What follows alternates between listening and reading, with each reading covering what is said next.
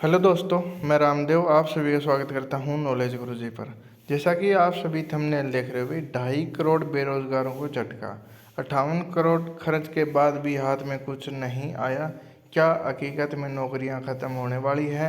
एक देश एक परीक्षा की क्या रिपोर्ट यहां पर निकल कर आई है? क्योंकि पिछले 4 सालों से जो एक देश एक परीक्षा का जो नारा था उसके ऊपर जो रिपोर्ट आई है वो पूरी जानकारी आपको इस वीडियो में दी जाएगी।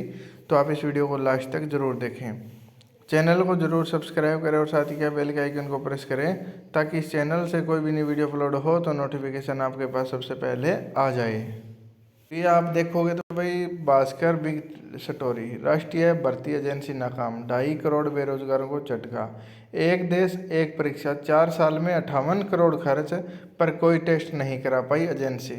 तो यहाँ पर अगर पूरी रिपोर्ट देखोगे तो 2020 के अंदर केंद्र सरकार ने ऐलान किया था भाई एक देश एक परीक्षा, कॉमन एलिजिबिलिटी टेस्ट, यानी जैसे ही घोषणा करी हरियाणा के अंदर तुरंत प्रभाव से खट्टर साहब ने लागू यहाँ पर कर दी।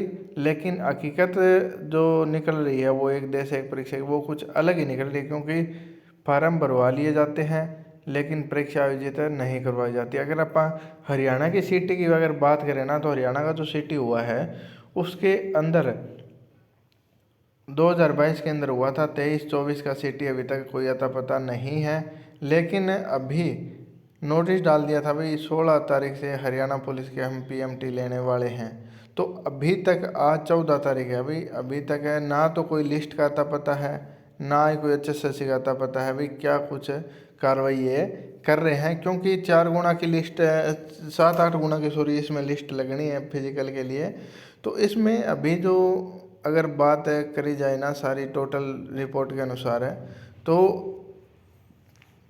2-3 दिन पहले अगर एग्ज़ाम से पहले ये लिस्ट दे रहे हैं तो ये किस बेस पर ये लिस्ट निकाल रहे हैं? क्योंकि युवाओं को कम से कम पता तो होना चाहिए भी मैं इस परीक्षा में बैठ रहा हूँ या नहीं बैठ रहा हूँ। इन्होंने भाई 4 साल से युवाओं की जो बिल्कुल ऐसी तैसी कर रखी है, ना तो कोई वो काम कर सकते ना ही पढ़ाई कर सकते, क्योंकि इनको कुछ आता पता ही नहीं है भाई ये कौन से एग्ज़ाम में कौन सा बंदा आने वाला है कौन सा नहीं आने वाला है। कम से कम भाई लिस्ट तो इनको डालनी चाहिए भाई ये कैंडिडेट है ये भाई पेपर के अंदर बैठने वाला है। लेकिन बिल्कुल नाकाम जो HSSC चल रही है।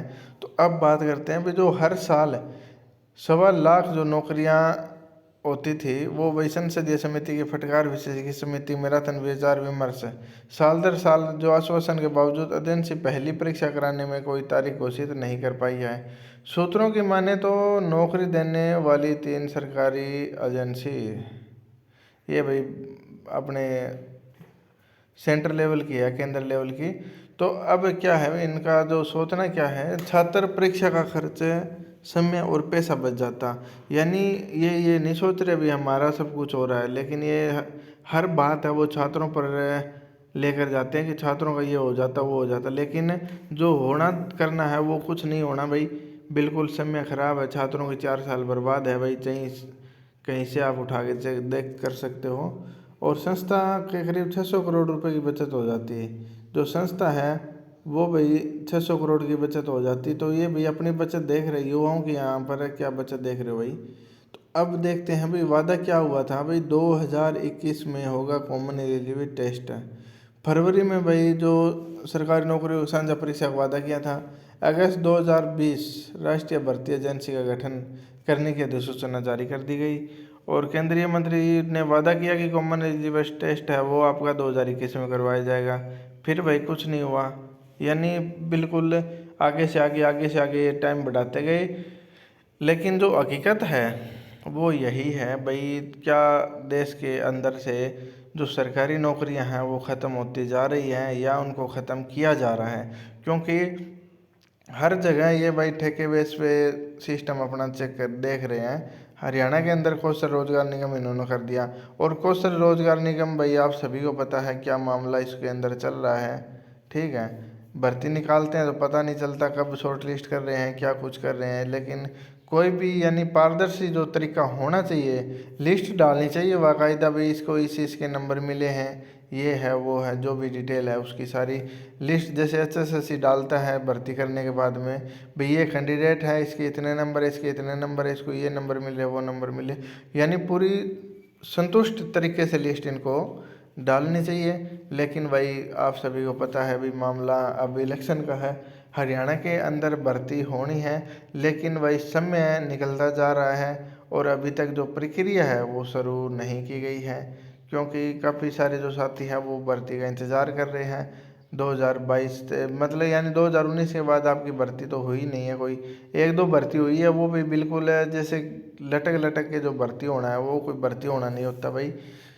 ये है भाई मामला आपका, जो 4 साल के अंदर जो 58 करोड़ का खर्चा है लेकिन कोई टेस्ट नहीं हुआ है, जो 2.5 करोड़ बेरोजगार युवा है वो भाई नौकरी की राह देख रहे हैं। लेकिन भाई आप सभी को पता है नौकरी सभी को नहीं मिलने वाली, लेकिन मौका सभी को दिया जाना चाहिए। किसी के मन में ये ना हो कि मैं ये नौकरी ले लेता, ठीक है, कम से कम ये होना चाहिए, क्योंकि हरियाणा के अंदर 4 गुना का प्रोसेस है वो सिटी के अंदर इन्होंने पॉलिसी लगा रखी है। कम से कम भाई एग्ज़ाम में बैठने का मौका अगर युवाओं को मिलता है ना, तो युवा को एक संतुष्टि है भाई, अगर अपने के अंदर दम होगा तो हम नौकरी ले लेंगे भाई पढ़ाई करके, अगर नहीं होगा तो भाई जो पढ़ने वाले कैंडिडेट है वो नौकरी ले लेंगे। तो ये था भी मामला जो आप सभी के साथ इन्फॉर्मेशन शेयर करनी थी। धन्यवाद।